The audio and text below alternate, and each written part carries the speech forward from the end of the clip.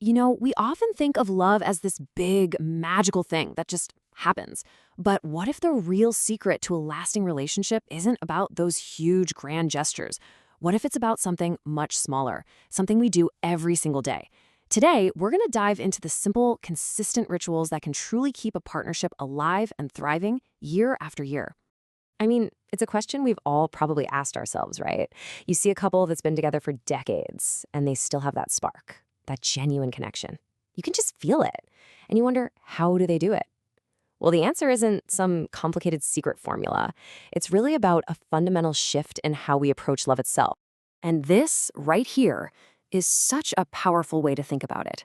Love isn't some trophy you win and then just put on a shelf to admire. It's more like a plant in your garden. It's a living thing. It needs consistent attention, it needs nurturing, and it needs care. Without that, even the strongest bond can slowly and almost unnoticeably begin to wither away. Okay, so if love needs our constant attention, what does that actually look like day to day? Well, it starts with something called a safety-first strategy. And that's just a way of saying you both make a shared commitment that your emotional connection is the absolute top priority above everything else. And this is really the heart of that strategy. See, no couple, no matter how great they are, is connected 100% of the time. It's just not possible. Life gets busy, stress piles up, and you're gonna drift apart. And look, that's totally normal. The real strength of a relationship isn't measured by never disconnecting. It's measured by how skillfully and how quickly you find your way back to each other. All right, so if reconnecting is the name of the game, then we need a way to talk about it, right? We need a language for it. And that's where this idea of A.R.E. conversations comes into play. It's a really powerful, practical framework for those moments when you need to reach out and find that connection again.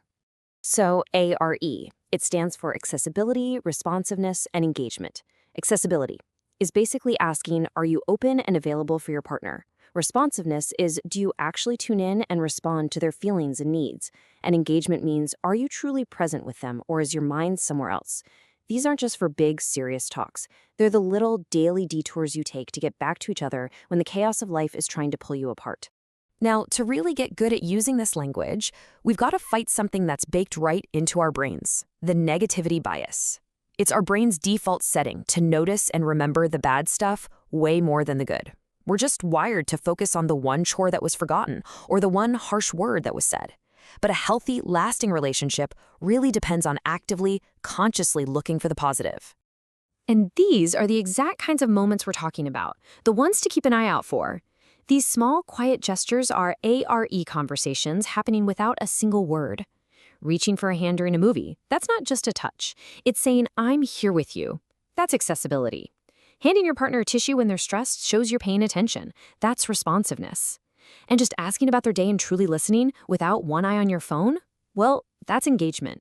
When you start not just seeing these moments, but actually acknowledging them, you're reinforcing the very behaviors that keep your bonds strong. Okay, so spotting those spontaneous moments is huge, for sure. But we can also be intentional about it. We can actually build rituals that guarantee these moments of connection will happen. So let's look at a really practical one you could start, maybe even this week. The structure here is really simple.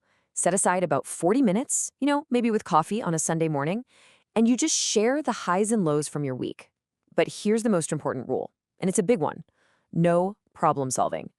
Your job isn't to fix anything for them. Your one and only goal is to listen, to offer support, and to validate what your partner is feeling. This is all about connection, not solutions. So why does this work so well? Because it creates this safe space just for emotions, completely separate from the logistics of life. It means that when you do need to talk about something mundane, like who's taking out the trash, that conversation doesn't carry the weight of your entire relationship. You can talk about the problem without it becoming a test of your love, because you know your emotional foundation is already secure. And what happens is, as you practice these little rituals, you're not just, getting through the week. You're actually doing something much bigger. You're co-authoring the story of your relationship, a narrative that gives you both strength and a real sense of shared purpose. And there are really two key stories you're writing together. First, there's your resilient story. Just think about it for a second. What are those moments you can look back on and say, wow, remember when we were really stuck? How did we get through that together? That's the story of how you keep finding your way back to each other. And then there's your future story. What's your shared vision? Where are you going? What do you want to build together? What kind of legacy will you leave? And when you really get down to it, all of these rituals, all these conversations, they all boil down to this one simple but incredibly powerful truth. The greatest gift you can possibly give your partner is your full presence. It's just being accessible, responsive, and engaged. It's just being there. So what this really means is that a lasting love, it isn't about luck. It's not magic. It's about a conscious commitment. It's about building a blueprint for your relationship brick by brick through these small, intentional rituals of connection. And that's how you create a foundation of safety and security that can truly last a lifetime. And that kind of leaves us with one last thing to think about. When you look back years from now, what's your shared story going to be? What will you tell your grandchildren about how you two learned to dance together and how you always, always found your way back? If this got you thinking, we'd love to hear about it in the comments. And of course, if you want more insights on building stronger connections, be sure to subscribe. Thanks so much for joining me.